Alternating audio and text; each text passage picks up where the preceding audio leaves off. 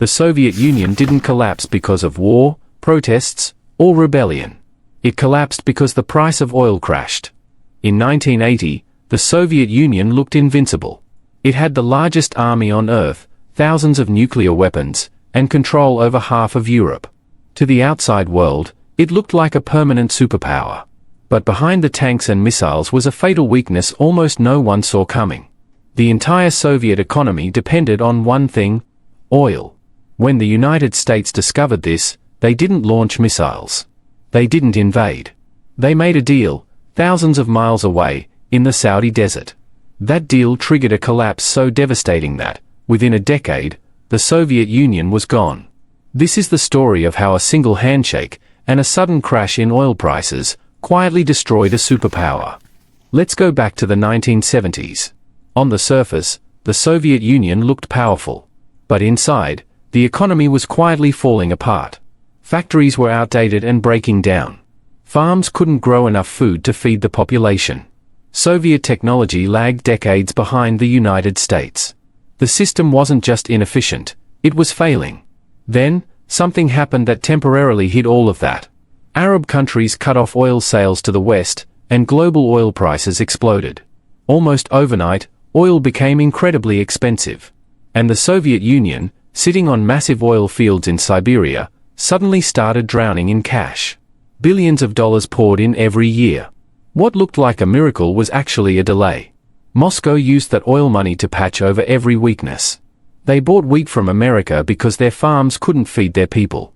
They imported computers and machinery from Europe because they couldn't build modern technology themselves. They poured billions into weapons and into propping up communist governments around the world. As long as oil stayed expensive, the system looked stable. But it wasn't fixed. It was just being kept alive. By 1980, the truth was impossible to ignore. The Soviet Union wasn't really a diversified superpower anymore. It was a gas station with nuclear weapons. Nearly 80% of all the money it earned from the outside world came from oil and gas exports.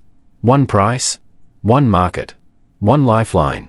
If oil prices stayed high, the empire survived. If they fell, the entire system would collapse.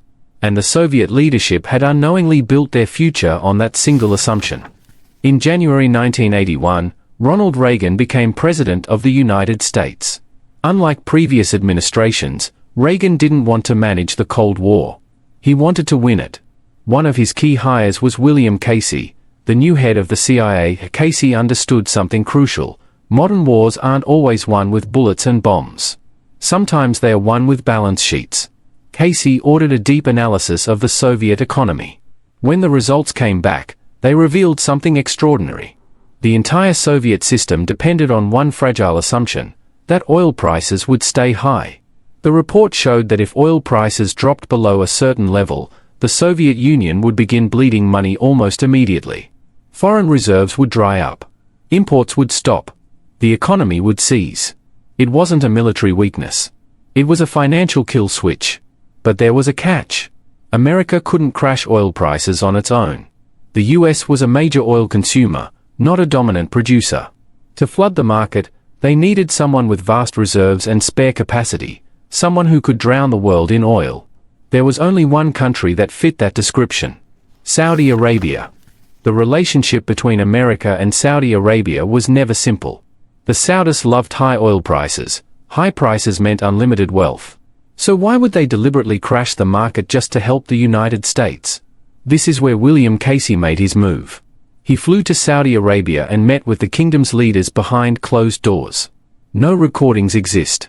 No transcripts. But what happened afterward tells us everything. Casey painted a frightening picture. He warned that the Soviets were pushing closer to the Middle East. He reminded them that Iran, their biggest regional rival, had just exploded into revolution. He pointed to Afghanistan, where Soviet troops were already fighting on Muslim land. And he suggested something even darker: one day, the Soviets might come for Saudi oil fields themselves. Then came the offer. America would guarantee Saudi Arabia's security, advanced weapons, military protection, a promise that the royal family would stay in power. But in return, the Saudis had to do one thing: flood the world with oil until prices collapsed. Casey didn't stop there. He appealed to religion. The Soviet Union was killing Muslims in Afghanistan. Crashing their economy wouldn't just weaken an enemy, it would defend Islam. The arguments worked. The deal was made.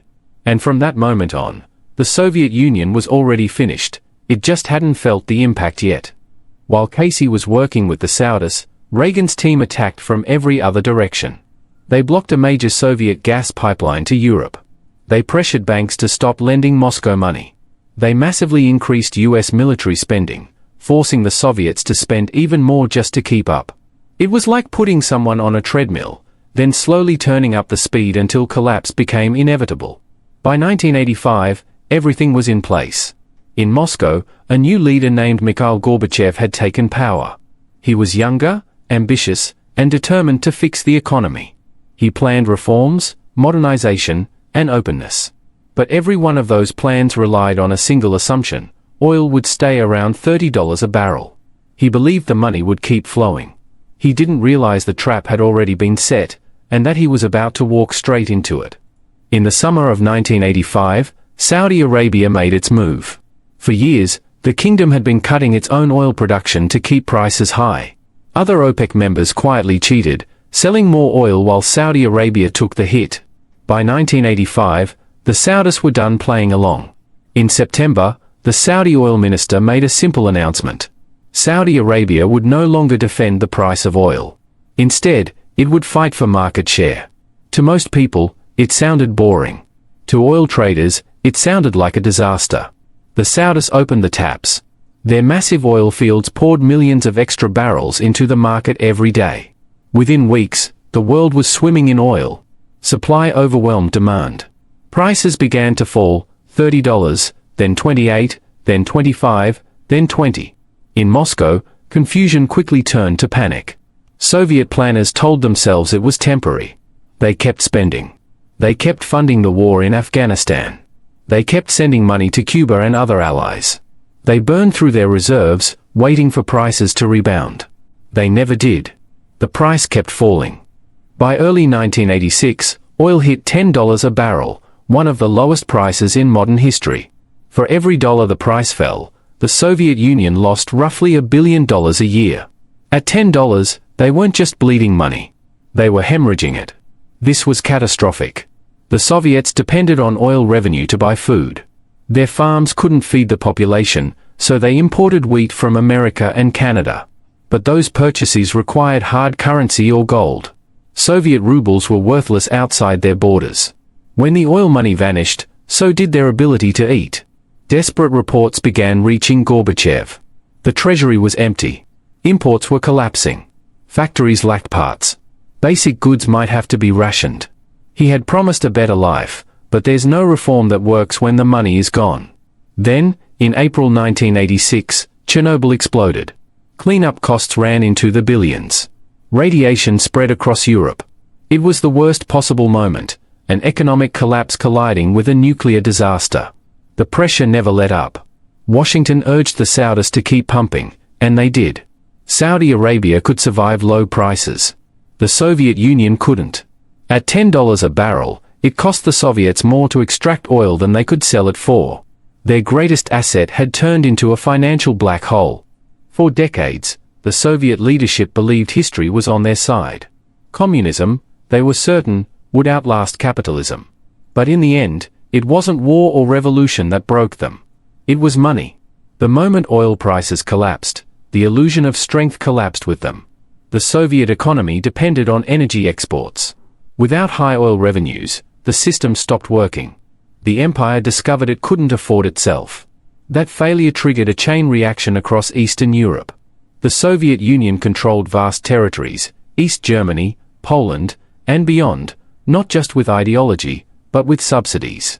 Moscow sold them cheap oil. Moscow sent them cash. Loyalty was bought, not earned. When the money ran out, so did control. Gorbachev was forced to deliver an unthinkable message to Eastern European leaders: they were on their own. The Soviet Union could no longer pay to keep them in line. And once people realized Soviet tanks weren't coming, not because Moscow wouldn't intervene, but because it couldn't afford to, everything changed. The Berlin Wall fell in November 1989. Not just because people demanded freedom, but because the empire behind the wall was broke. Desperation followed. The Soviets sold their gold reserves just to buy wheat. They begged Western banks for loans. Military budgets were slashed. The army withdrew from Afghanistan, not in defeat on the battlefield, but defeat on the balance sheet. Piece by piece, the system unraveled. On December 26, 1991, it ended. The Soviet Union officially dissolved. The red flag was lowered from the Kremlin for the last time, an empire that once challenged the world undone by the one force it claimed to defeat, capitalism. People say democracy won and communism failed. That's true, but it's not the whole truth. The real killer wasn't ideology. It was oil. If prices had stayed at $30 a barrel, the Soviet Union might still exist today. The tanks might have rolled in. The protests might have been crushed, just like before. But at $10 a barrel, there was no money left to keep the empire alive. The lesson is simple and brutal. Countries that survive by selling raw resources instead of building real economies are standing on sand. When prices are high, they look powerful. When prices collapse, everything collapses with them. We saw it in Venezuela. We see Russia worrying about it today. Vladimir Putin watched the Soviet Union fall apart, and he learned the lesson firsthand. That's why he spent years stockpiling financial reserves, because he never wants to relive that collapse. The United States learned a different lesson. The 1980s proved that financial warfare works. Why send soldiers when you can drain an economy instead? That strategy became the blueprint for sanctions on Iran, North Korea, and modern Russia. Money replaced missiles. Finance became a weapon. But here's the catch. That weapon only works if you control the system. In the 1980s, America and Saudi Arabia dominated the game. Today, the world is more fragmented. New powers are finding ways around the dollar. The victory of 1986 was decisive, but it also taught everyone else how dangerous financial dependence can be. And once that lesson was learned, the game could never be played the same way again. The Soviet Union had enough nuclear weapons to destroy the world 10 times over. But they couldn't buy bread.